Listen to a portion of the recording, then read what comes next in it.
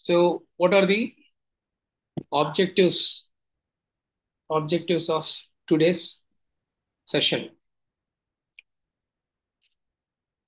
We will be talking about nature and etiology of each condition from a number of theoretical perspective, then analyze the biological and psychosocial causal factors of anxiety disorder, and we'll also discuss the treatment and interventions. So, do you have any idea what is anxiety? If anyone is there, Nervousness, sir. Nervousness, yeah, and fear, feeling of fear. very good. Okay, we will try to assess it in depth. So let us dive into the topic. So now check your definition with the theoretical definition or dictionary definition. So it says general feeling of apprehension about possible future danger. That is anxiety. So something is going to happen in the future. That is the reason you are anxious. Now what is fear? Fear is alarm reaction to immediate danger. Fear is immediate danger. So you respond to it, either fight or flight. But anxiety, you don't see anything, but you still fear of future danger. So that is anxiety. Now, according to DSM, identifies a group of disorders called anxiety disorders and characterized by significant fear or anxiety. Anxiety disorders cause substantial personal, economic, and healthcare issues.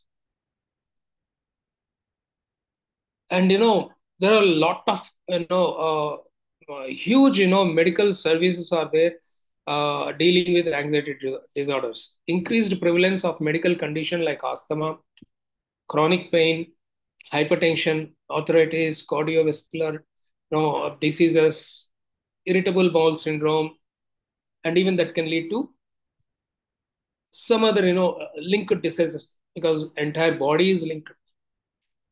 Now the focus is on four specific anxiety disorders in this topic, that is generalized GAD, then simple phobias, panic disorder, and obsessive compulsive disorder, that is, and PSD, OCD, and PTSD.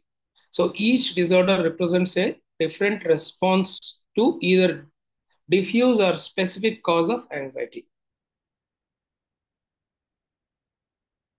I hope you are able to see the screen. Yes, sir. That's nice. Okay.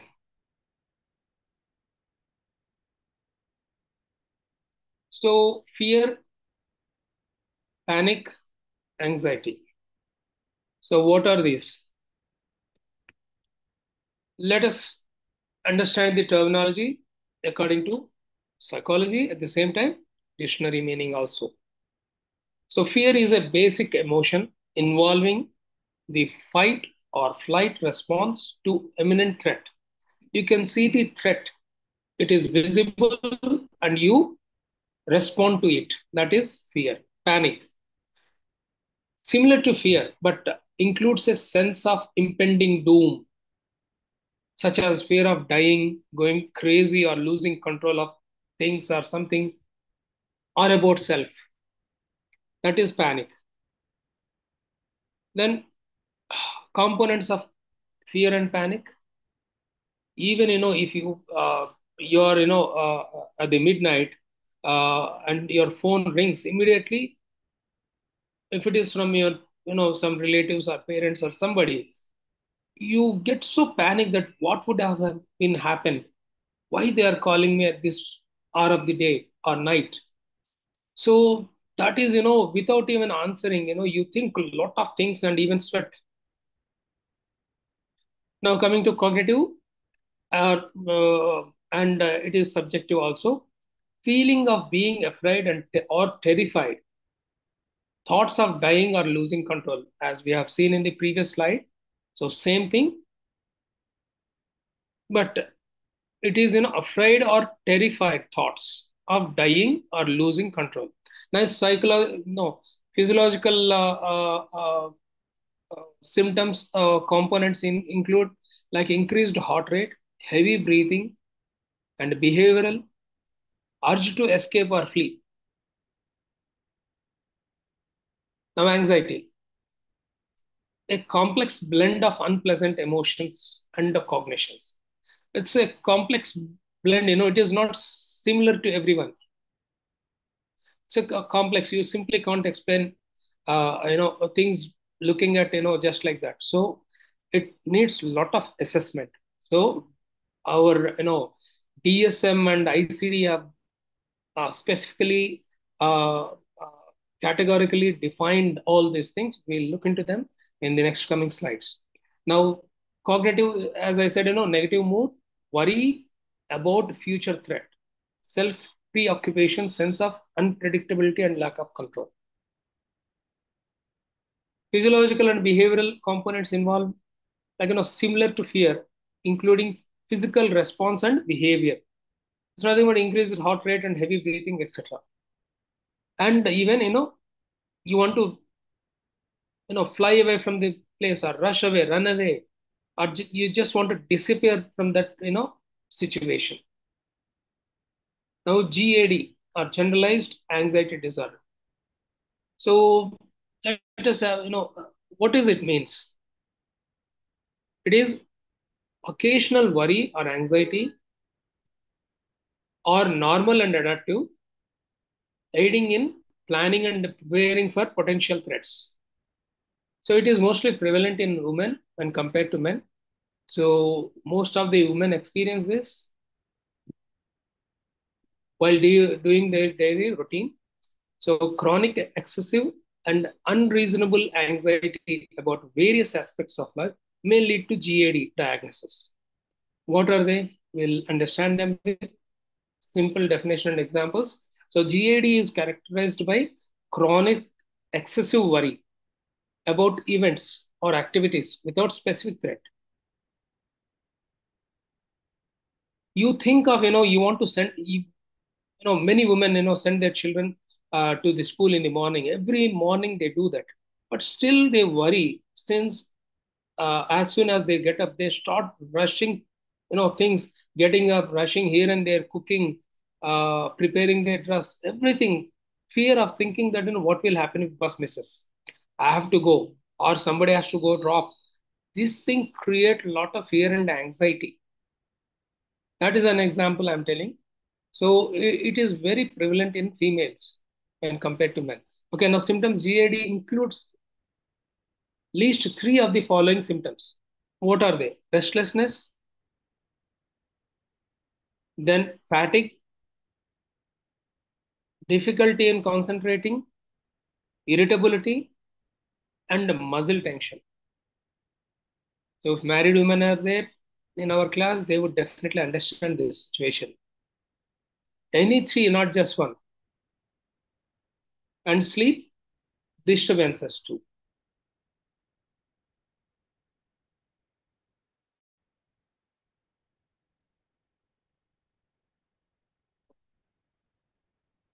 So this is done. I think the next. Okay. Now, according to our DSM manual, these are the criteria. For example, criteria A says, chronic excessive worry about number of events or activities with no specific threat at present, accompanied by at least three of the symptoms of restlessness, fatigue, difficulty in concentrating, irritability, whatever I've read, and excessive anxiety and worry. That is apprehensive expectations occurring more often, not for at least 6 months.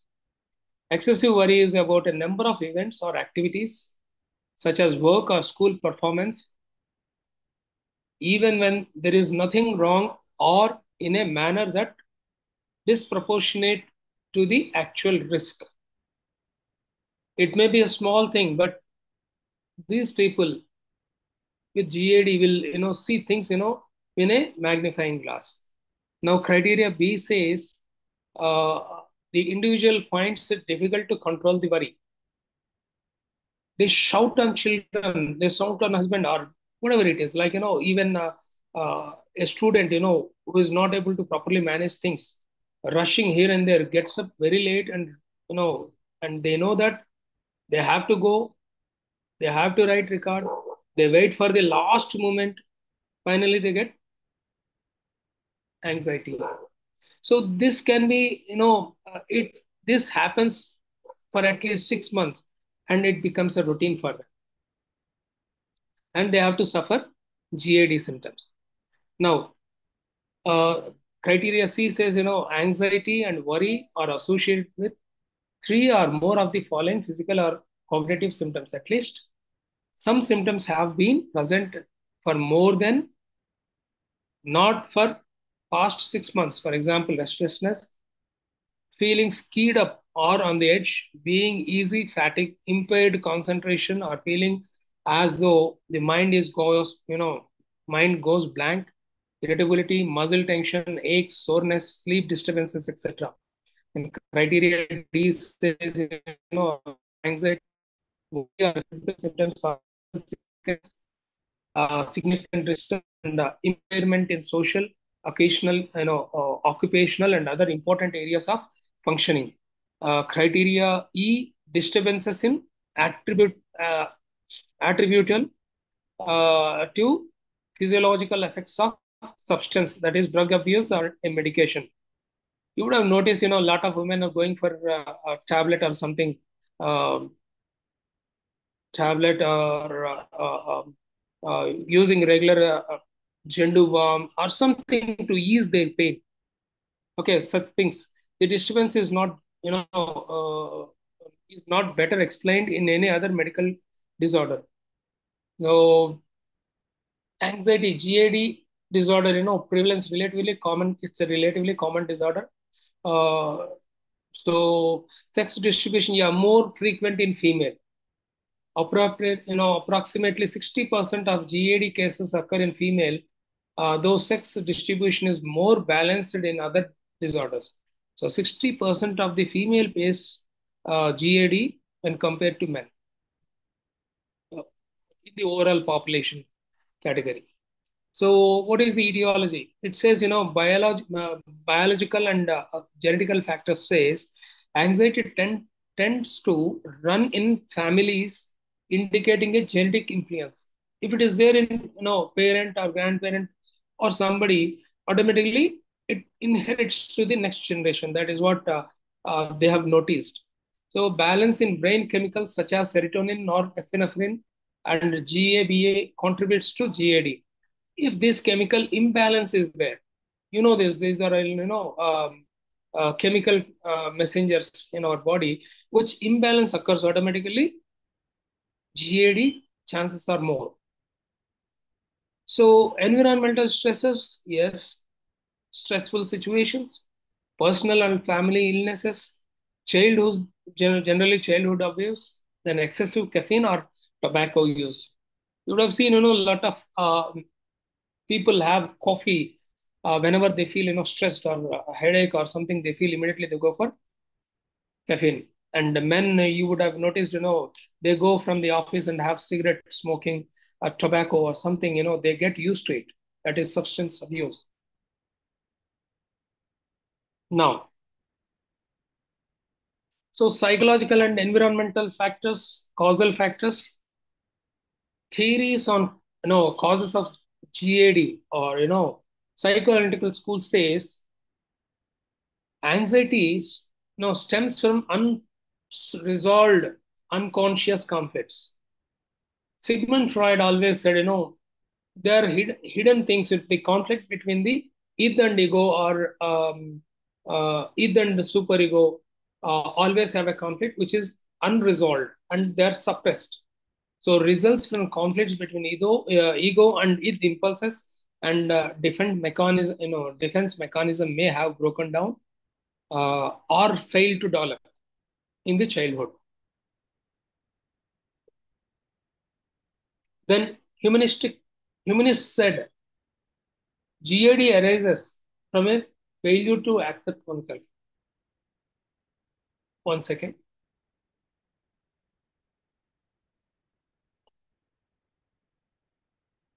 So they said, generalized anxiety disorder arises from a failure to accept oneself. If somebody is, not able to accept themselves, automatically what will happen?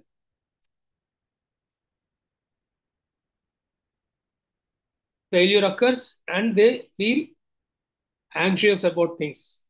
So rooted in childhood, that is excessive discipline and criticism from the anybody, like parents, teachers, or peers, or siblings.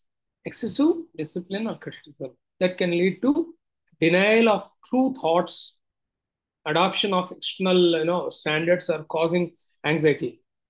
They think too much. They deny actual thoughts, adopt to the other thoughts or whatever. It's abnormally they think and accept them or see them abnormally. That can cause GAD. Now, what are the social stressors and cognitive behavioral school says about this? So social stressors says higher prevalence in low socioeconomic groups and urban areas. Poor people, lower socioeconomic group says people living under uh, BPL, below poverty line. So these people generally face GAD. At the same time, people living in urban areas. Urban area people, they are always running on the toes, continuously busy. So these people definitely suffer with, not everybody, many people, especially women. In urban areas, of course, even men too.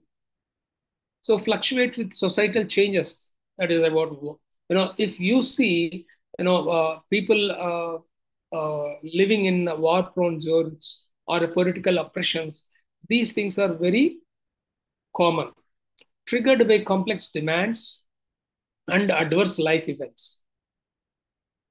Complex demands, which is, which, reality doesn't match with the demand, then automatically this can occur.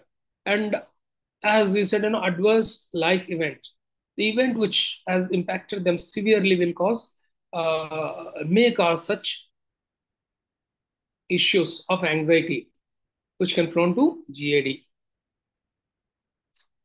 Next, cognitive behavioral school says, GAD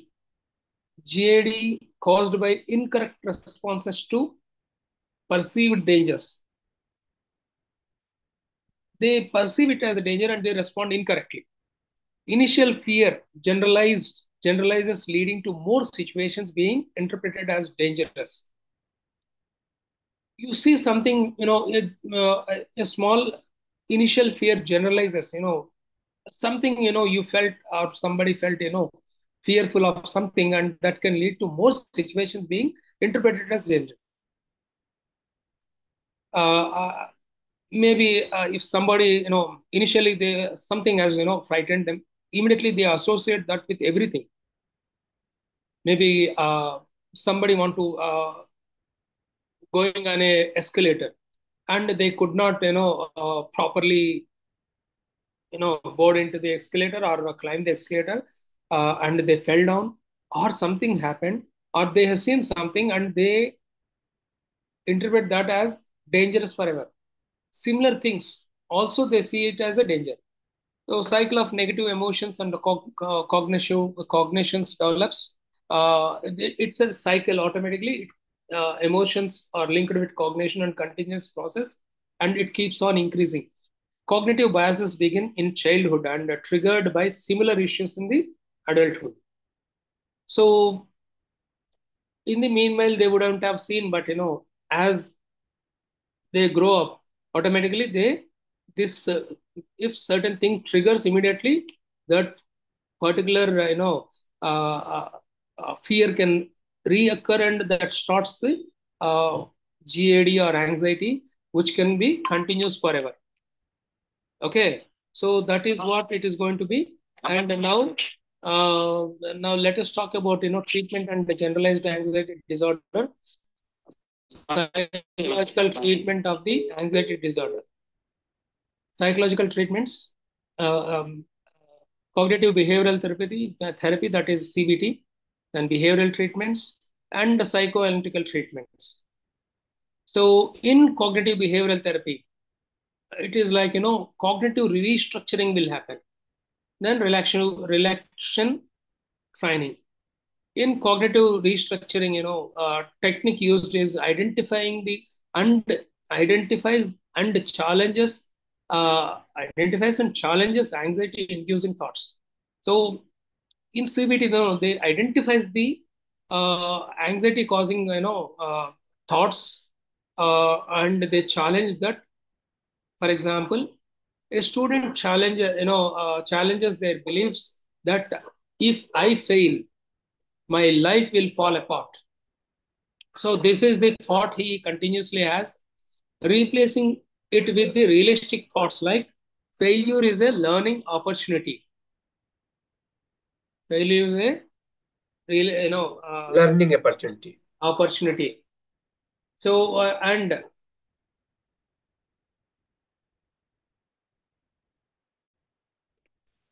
relaxation technique. So once you identify that the child is fear of failure, you slowly encourage them and try to come out of such situation by inducing positive thoughts or realistic thoughts. Then there are chances you can change their behavior. Then relaxation techniques. Yes, technique. This teaches physical relaxation and controlled breathing. Have you ever heard saying that, if you get, angry on somebody, maybe your parents or teacher would have told you count 1 to 10. Yes, sir. Did you? Yeah, we many times we have. Yeah, that is nothing but, to control fear, anger, not just anger. If you are anxious or fear, you may say something which is bad, or you can hurt somebody or quarrel too. To control that, you need to count 10, where those excited hormones or neurons will come down. So that is the reason, using deep breathing exercise to calm racing thoughts during presentations. Now behavioral treatment, exposure therapy, this is very very important, and many people do this. Gradually exposure to the fear situation with response prevention. Example, helping someone with a dog phobia by gradually inducing them to the dog in a safe and controlled way. If you listen to my previous lecture, online session, you would have noticed, I've showed in a elderly person holding a dog, getting it to a child. Slowly, he is making use to that particular, dog and child are interacting. Slowly, child get used to the dog and the fear is gone. Then they become close. Similarly, to many situations, if you have noticed, there is a movie in uh, uh, Telugu that's called Manmadudu, where the protagonist is afraid of water crossing the bridge. He is so fearful that he never crosses a bridge. In that particular movie, the female protagonist, she says, "Just close your eyes, talk to me," and slowly she makes him cross the bridge, and he is overcoming that because somebody is helping him. Yes, sir. So then this is gradual exposure therapy. Then psychoanalytical therapy says uh, explores problems in the context of relationship and past experience. As we know, Sigmund Freud's the most famous psychodynamic theory. This is an analytical theory where it says explores contest relationships with the past experiences. Okay. Now here it says key elements here is includes dynamics like transference and resistance, where a patient works through childhood conflicts and parental criticism that contributes to their current fear and failure. Now, panic disorder. So, GAD is over. Now, let us move into panic disorder.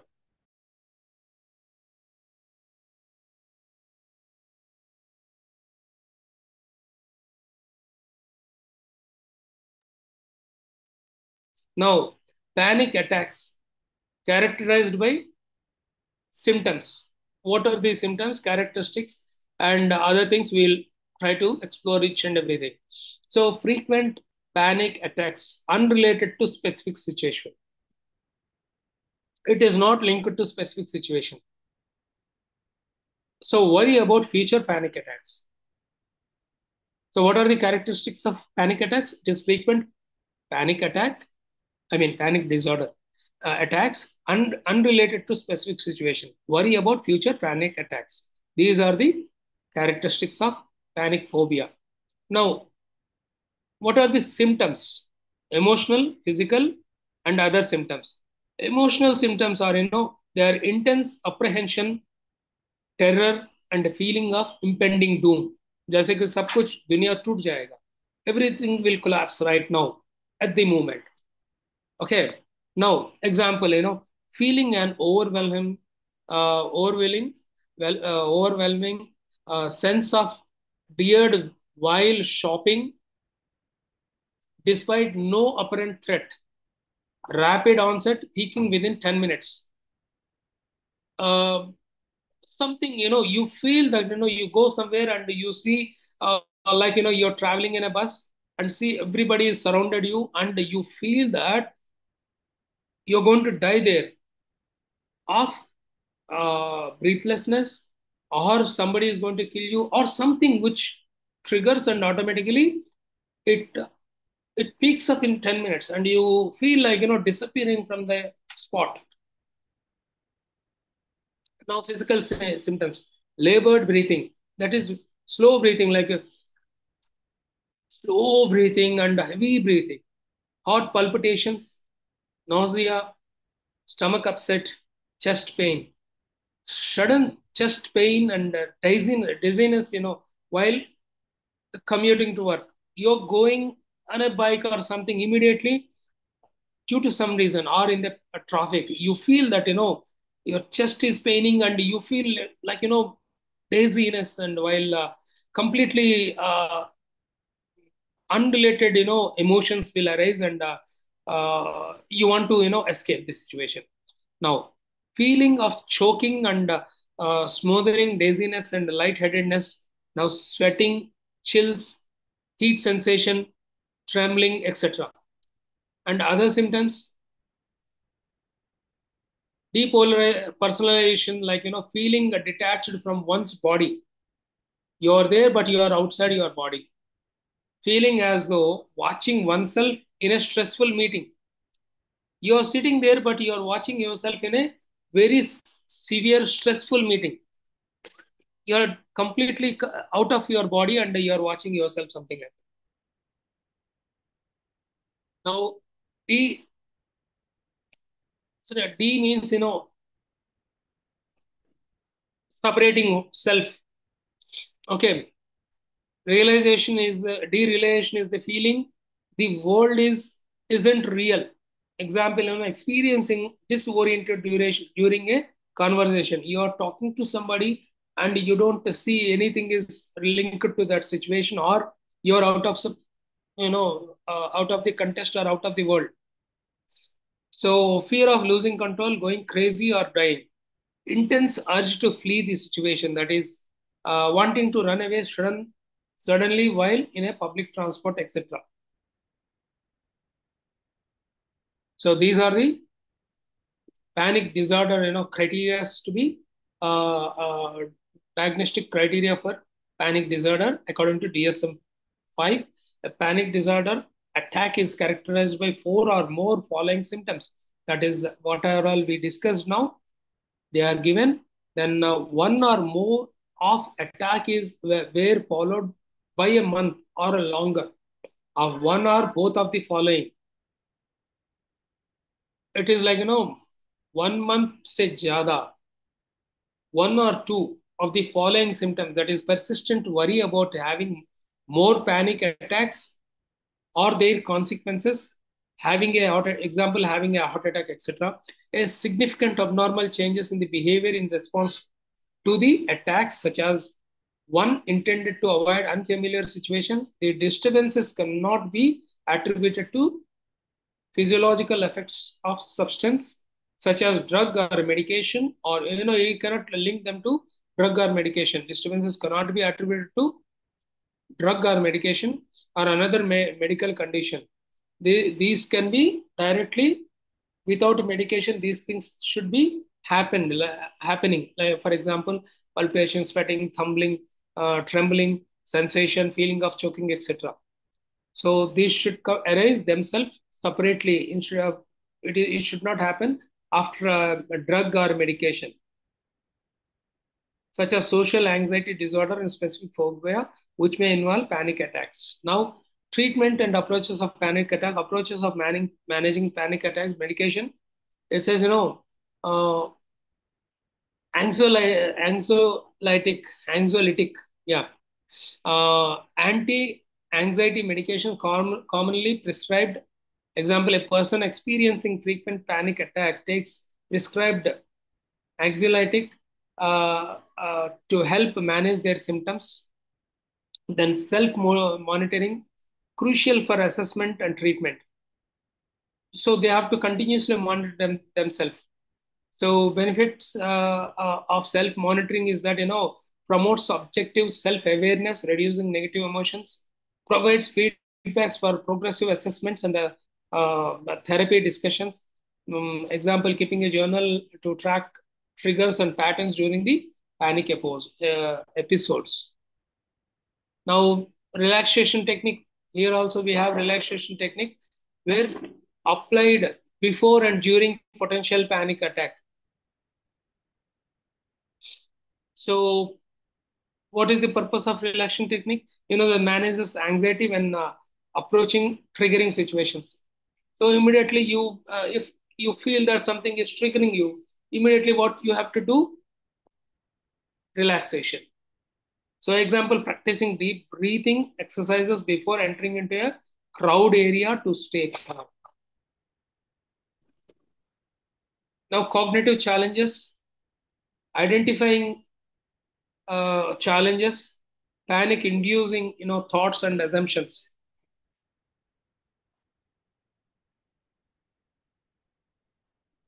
Challenges, what is the goal here?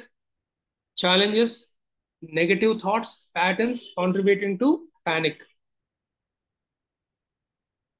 So example, replacing I am going to faint in the public with this is temporary and I will feel better soon.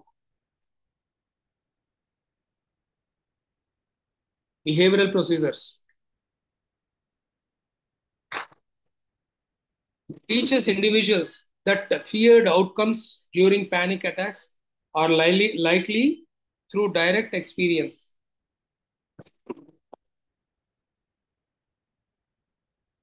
Combines cognitive treatment with relaxation techniques for comprehensive therapy. Example, gradually exposing someone to the crowd places to reduce fear over a time. So this is behavioral and exposure, relaxation and cognitive challenges. These are all very important treatment approaches for panic disorder. Now, phobia and social anxiety.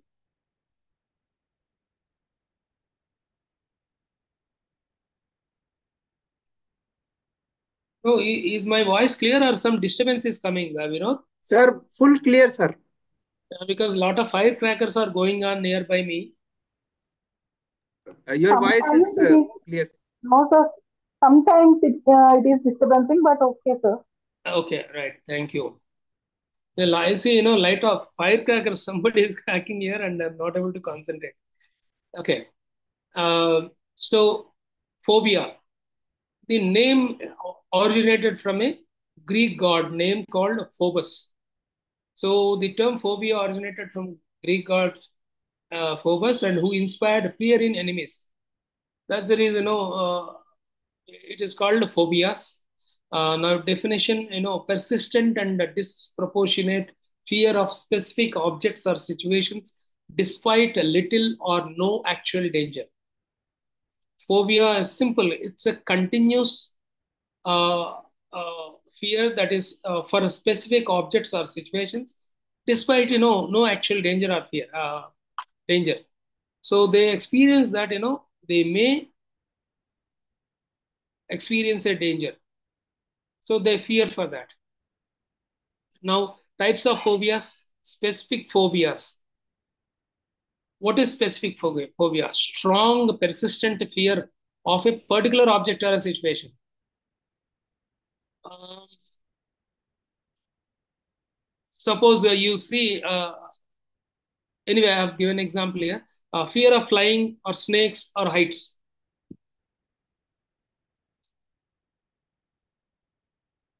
What do you call? You're walking on a terrace. You don't want to go close to the parapet wall. Why? Because you're worried of heights. So worried that, Acrophobia. yeah. Similarly, snakes.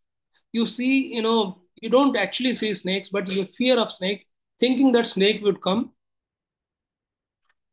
Even you see snakes in the dreams also. You're worried so much so that you get up and start crying or shivering. So fear of flying, snakes, or heights, etc. The person recognizes the fear of excessive but avoids the feared objects or situations. In general, also, this specific phobia, fear of snakes or lizards or something is really good for survival also. I'll tell you why.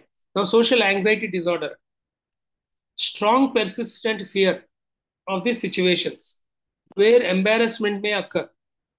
You are very well dressed, everything is fine with you, but when you go into a what do you call, a situation where a lot of people are there, you feel yourself to be uh, something odd, and you feel that uh, everybody looks at me, I am not proper, my dressing is not good, or something is bad, I am not competent enough to mingle with the people, or people are, everybody is bad around me, so I'm only the good person, something like that. Unrealistically intense fear of social interaction with unfamiliar people. Example, avoiding speaking in a public or attending social gatherings due to fear of scrutiny or exposure. You may think, oh, somebody is going to question me in depth or something about something which I may not be able to answer, something like that. There's so many ways a person can relate themselves to the unfamiliar people, thinking that they may ask me something which is not answerable. So phobias, specific phobia, it says there are about A, B, C, D, E criteria, which are clearly explained. I I'll check how many still I have, then whether, oh, I think I have to rush now. Okay. Now these are the criteria which are there in your book. Just go through them. There is an exception here. In children, the fear or anxiety may be expressed by crying or tantrums, freezing, or clinging. Similarly, this is a different exhibition. They exhibit differently when compared to mature people. Now, about social anxiety disorder, DSM says, DSM shows four specific categories. That is criteria A, B, C, D, marked by fear, anxiety, uh, one or more social situations in which the individual is exposed to possible scrutiny by others. We have discussed this. We'll check the examples. Examples include social interactions, having conversation, meeting unfamiliar peoples, being observed, that is eating or drinking, etc., and performing in front of others, giving a speech, etc. Now, criteria B says, will be humiliated or embarrassed, will lead to rejection or offend others. Similarly, criteria C says, social situations almost allows provoke fear or anxiety. In children, the fear or anxiety may be expressed by crying, throwing tantrums, freezing, um, clinging, then shrinking, or failing to speak in the social situation. Social situations are avoided and endured with the intense fear and anxiety. That is criteria D. Now, phobias, etiology, and the treatments. So, common phobias. Phobias like snakes and spiders are more prevalent than others, such as fear of children or homes. Uh, Now, example, fear of snakes may stem from survival instincts as they pose natural threat in the wild. So we know that snakes if you go into the wild generally, you will assume that snakes would come and you safeguard yourself and always looking for those things and you'll survive. Otherwise, it is very difficult coming out of situations where you see a snake and it may bite. It's really difficult. Somebody may fear snake, somebody will not at all.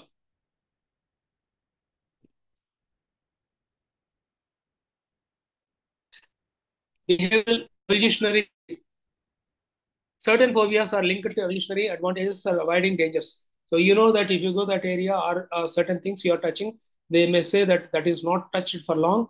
There are chances snakes would be living there. So you avoid such things. So behavioral evolutionary theory says this.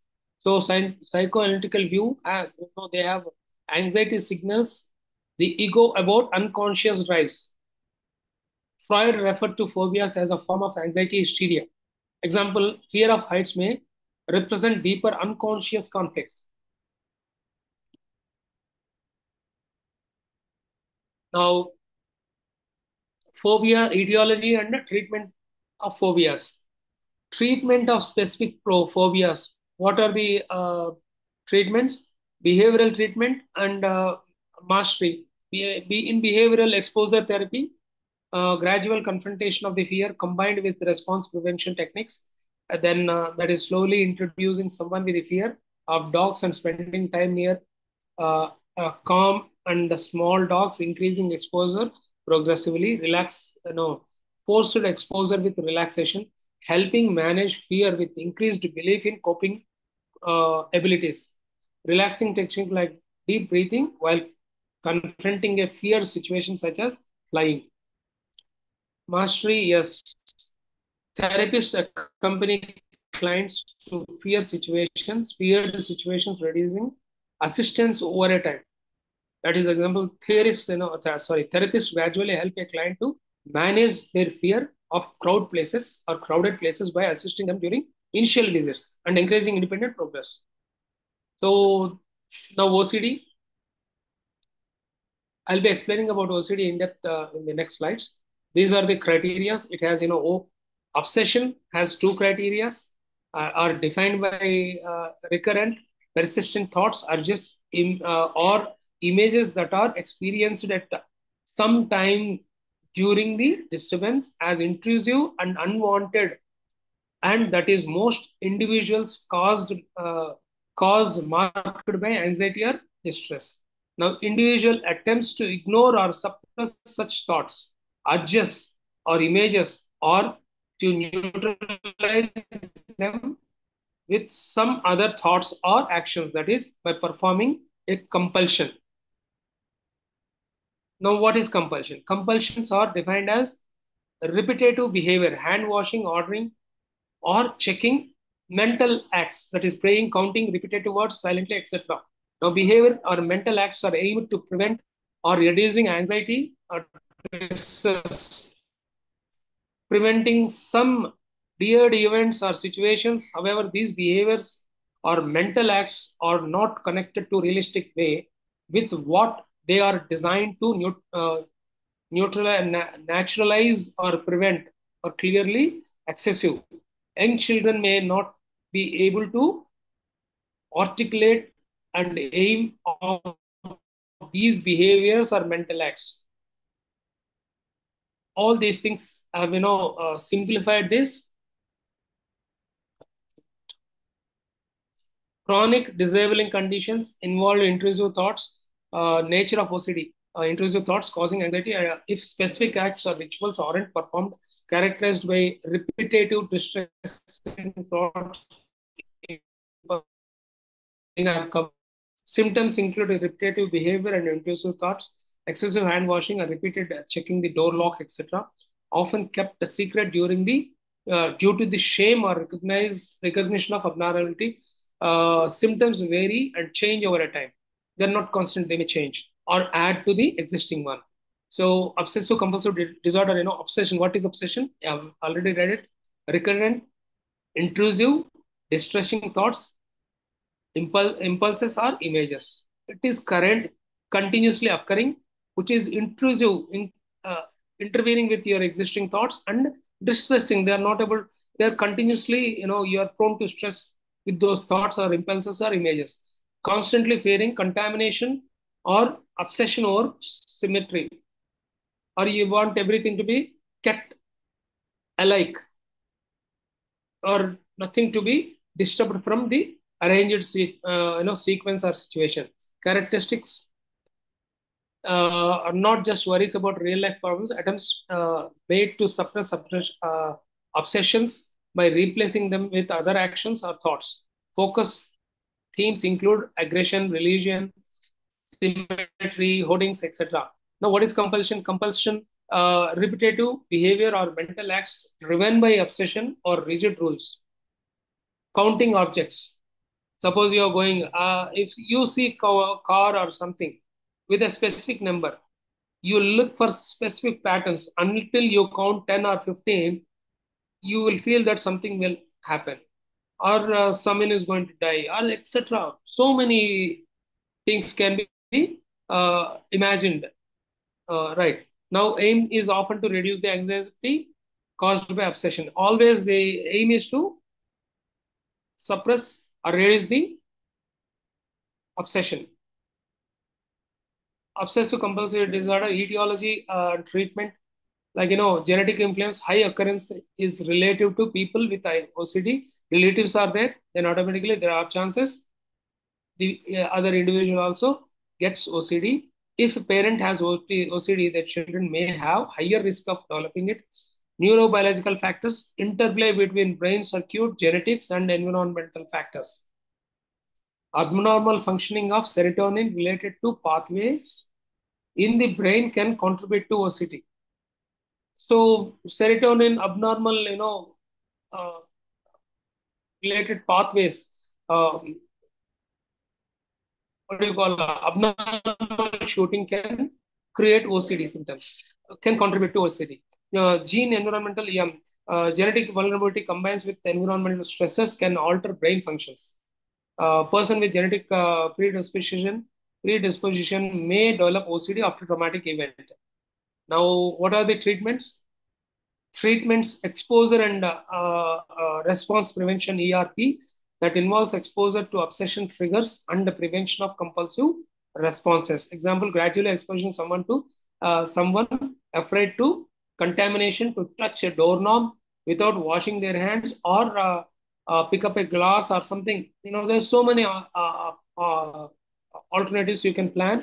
I mean, a therapist can plan and bring the individual out of the situation. Cognitive therapy addressing irrational beliefs through cognitive restructuring. Examples, challenging thoughts like if I don't check the door 5 times, something bad will happen. So they lock the door 5 times, they are checking. So slowly that has to be changed. Drug therapy, yes, including SSRIs and other medication to manage symptoms. Example, fluoxetine to reduce the intense obsessive and compulsions. So PTSD, I've given them in the next slides. I think this is there in your book. So PTSD, yeah, post-traumatic stress disorder is PTSD. The overview is that, PTSD occurs after extremely traumatic event. Yeah, for example, children are prone to war zone areas. They have seen some, bomb blast near them. Automatically, that PTSD can trigger to those people, or even elders also. It doesn't, especially military personnel will experience such problems. After retirement, they may have PTSD. Not everybody, some people. Okay, re-experiencing the trauma. Frequent nightmares about the car accident, avoiding reminders, for example, avoiding areas where the trauma occurred, or that area, or that incident, situation, or such scenarios. So, increased arousal, being easily startled by loud noises. Start with shouting, increased arousal automatically. Different noises, loud noises, something they do, and it comes with, sorry, pathological memories, often fragmented or central to the PTSD. Now, clinical symptoms, re-experiencing the trauma, nightmares or intrusive memories.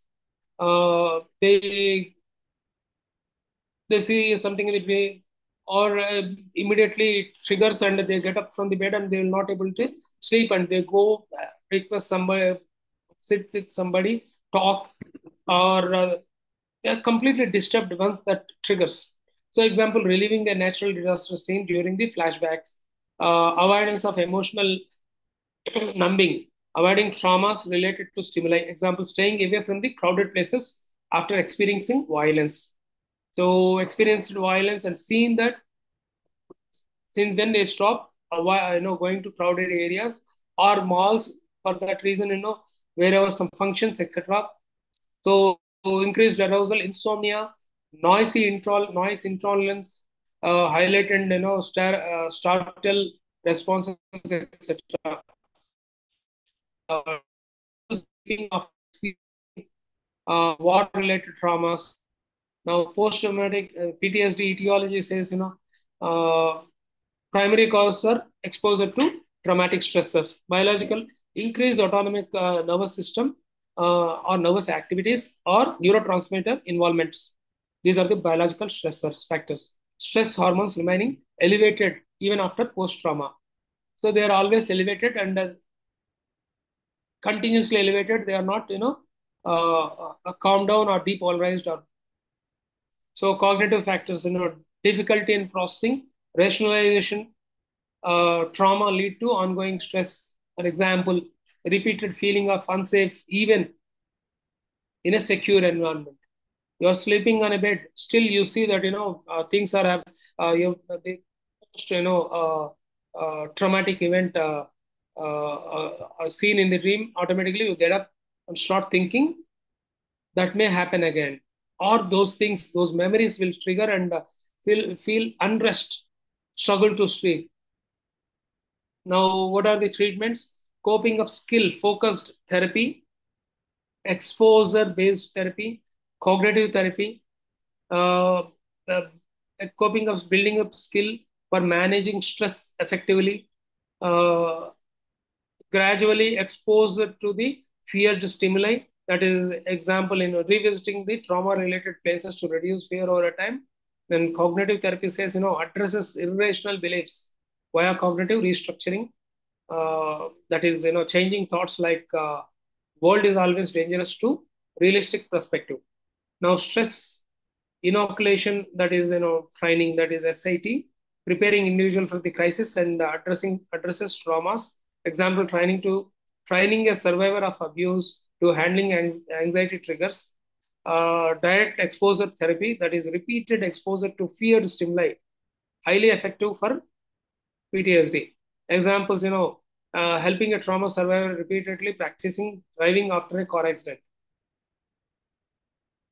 Now, summary, anxiety, we have learned about anxiety. That is, anxiety is normal response to the threat or stress essential for survival. Anxiety disorders involve chronic severe nervousness across various situations. Anxiety disorders are the most common mental health issues affecting about 15% of the adults. Types of anxiety are GAD, panic disorder, phobias, OCD, and PTSD. Causes for anxiety: genetical factors, that is family history; environmental factors, traumatic events or stresses; psychological factors, and a physical condition. Diagnosis and treatment.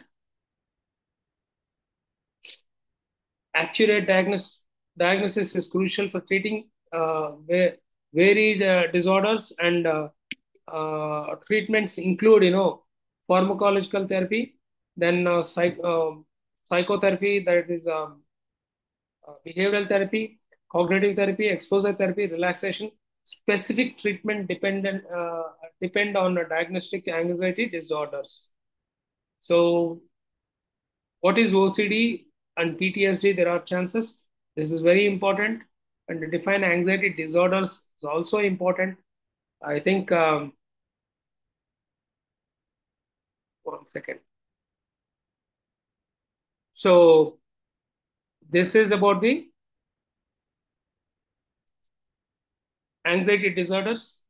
Thank you so much for attending today's session. See you all on next online session. Thank you all. Thank you, sir. Thank you, sir. We are also very Thank you, happy sir. to listen you, sir. Sorry. We are very happy to listen you, sir. Thank you. See you then. Bye, sir. Bye.